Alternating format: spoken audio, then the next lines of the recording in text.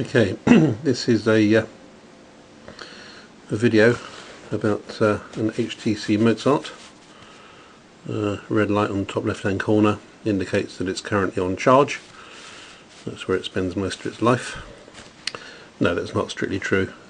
If you don't use it too much as a phone or an internet machine, it will last pretty much through a long working day. But if you're making lots of calls or you're spending any time at all on the internet, the battery life is actually limited just to a few hours in my experience. Okay, so switching it on, little button at the top wakes it up and it gives you the time and date.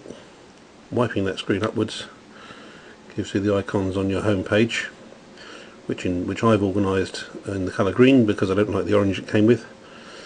Internet Explorer.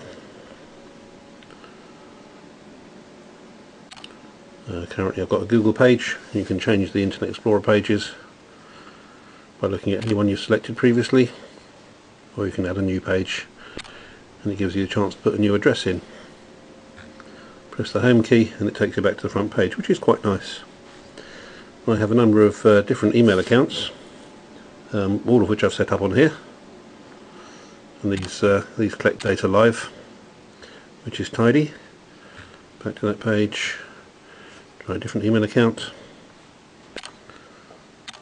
I get my latest emails on there. It doesn't provide all the emails that are in the email database that I can access on my computer, but it does supply the new ones, so you can keep abreast of those whenever you're in telephone 3G range, which is cool. Messaging, quite like the messaging facility. You can have conversations. It also gives you notifications of oops, sorry, there's pictures on there. Back 1 second to that. Find a conversation. There's a conversation, and you can see that the person sending the message has their messages highlighted here.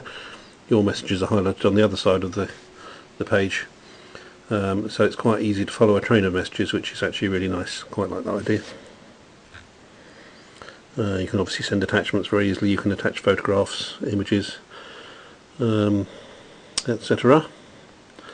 So I've got a number of email accounts there. There's settings where you can set the ringtones, the themes. You can connect Wi-Fi and not connect Wi-Fi. If you want to turn the ringtone on and off, it's a bit irritating. You've got to go into this menu and then turn it off and then turn it back on again and then go back to the start. So it's not as simple. It is relatively straightforward, but not as straightforward as you might like to turn the ringtone on and off. But all the usual culprits are there. Access to Facebook from the front page is quite nice, and I can see the people I've been talking to recently, all my telephone directory contacts, and all the people that are on my Facebook page with an update, with their latest updates. And all this is available pretty much as soon as you switch the thing on, and it updates itself whenever you go to that page. It's not updated while you're not looking at it, whereas the email accounts do actually update themselves, which is tidy. Photographs, I think music and videos it says there. Is that where photographs is? No, I'm connected to the computer, so it's telling me that synchronization is complete at the moment. To view content I have to disconnect from my computer, so I'll just do that. Try that again.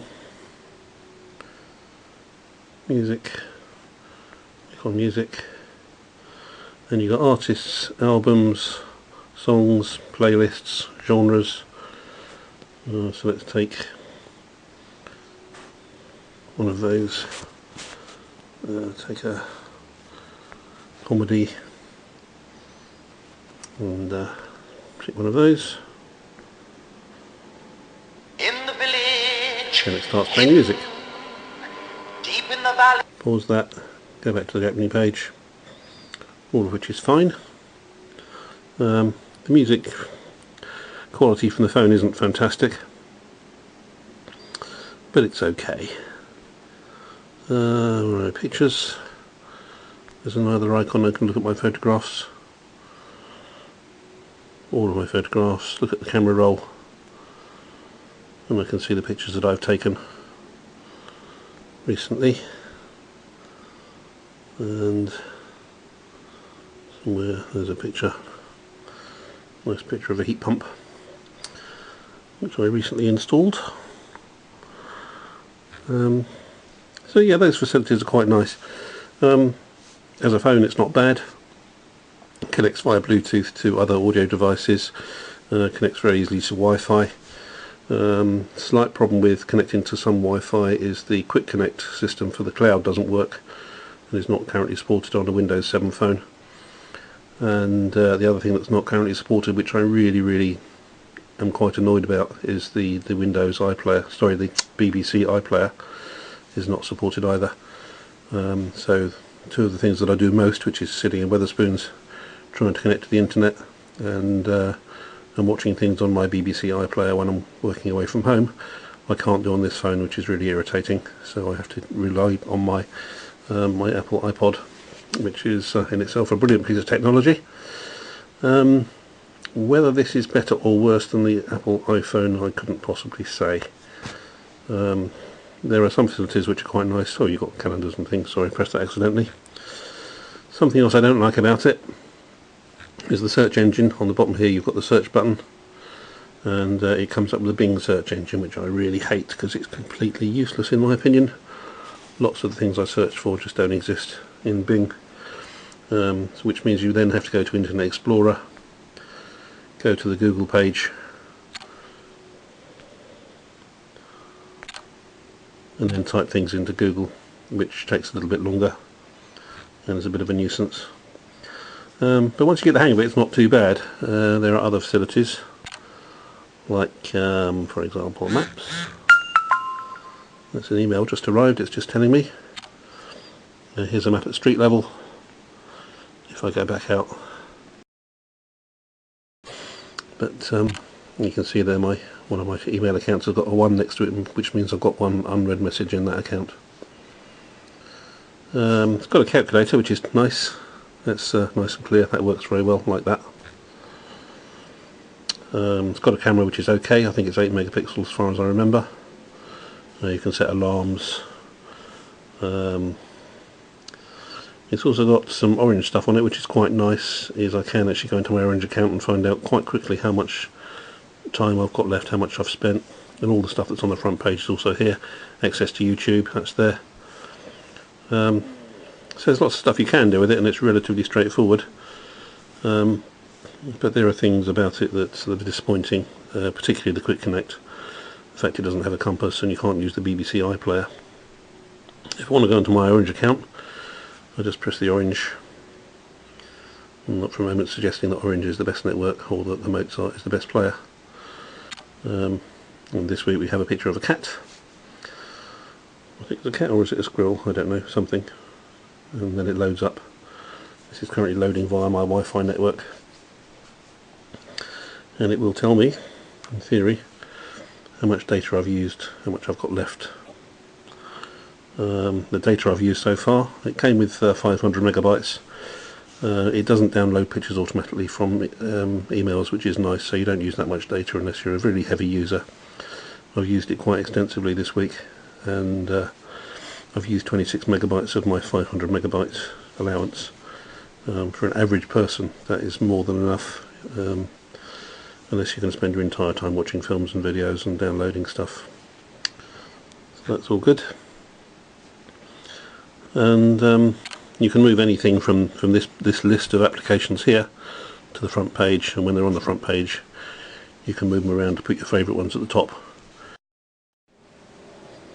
Other features of the phone are that it does have Office capability, which is here somewhere. Don't know if you can go from the front page, don't use it very often. Microsoft Office, which I found quite difficult to find my way around. Very difficult to do anything with it because it's so small, and who would want to write a Word document or a PowerPoint presentation on here? Nobody, I suspect. What it's more useful for is to view other people's presentations or spreadsheets, and it's quite nice to have a spreadsheet which has been emailed to you, or a presentation that's been emailed to you, and be able to watch it on the HTC Windows Phone 7. That works okay. Other things are the music interface, which uses a thing called Zune, which has got a very unpleasant front page, which is all black for some reason, and it kind of moves around and does weird stuff. When I got my Apple iPod, or the iTouch, I did spend some time working out how iTunes worked. I am concerned that this is even more complicated than that, apart from it syncing up and transferring my music. I've just found it very difficult to use as a user interface. That's about it really. So jury's still out. It's kind of okay. Got some disappointing lack of features, and